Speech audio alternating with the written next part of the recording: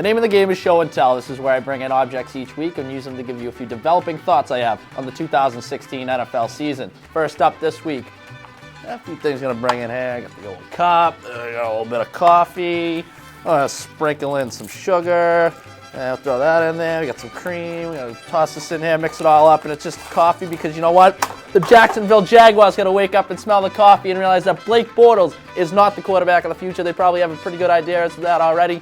But I'll tell you what, this past week, through another pick six, this guy has more pick sixes in his career, 11, than he has wins, 10. Jaguars have lost 7 in a row. Gus Bradley's going to be on his way out in the offseason. This Jaguars team is a mess right now. Blake Bortles, the fact of the matter is he stinks. He was a good volume quarterback last year in the fantasy realm, but isn't going to get it done on the real stage. So hopefully they wake up, smell the coffee. A little extra sugar here. We'll get rid of that. Second object we're bringing in. It's a Rubik's Cube. And speaking of terrible teams, how about the Los Angeles Rams? This Rubik's Cube is a lot easier to figure out than their situation with their head coach right now. Jeff Fisher, he is just a mediocre at best.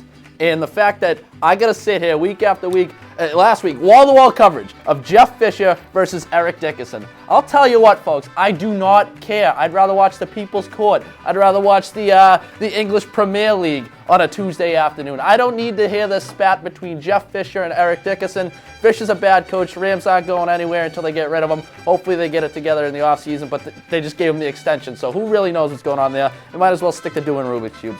Finally, bringing in this DVD. I've never even seen this. It's probably a terrible movie, but it's Grudge Match featuring Robert De Niro and Sylvester Stallone. And that's because I'm looking forward to a Week 16 grudge match between the Pittsburgh Steelers and the Baltimore Ravens. I think the Ravens might be a sneaky upset pick this week against the New England Patriots. Call me crazy. I also think they'll take advantage of their matchup in Week 15, and the Steelers will win the next 2 games, leading to a divisional clash for the ages. A battle amongst Titans, if you will, and I think the Steelers and Ravens are just heading on a collision course, a grudge match to determine that AFC North. And if I sit here right now, I'd probably take the Steelers, but I got to see how the things shape up over the next 2 weeks. But either way, we're heading towards that grudge match.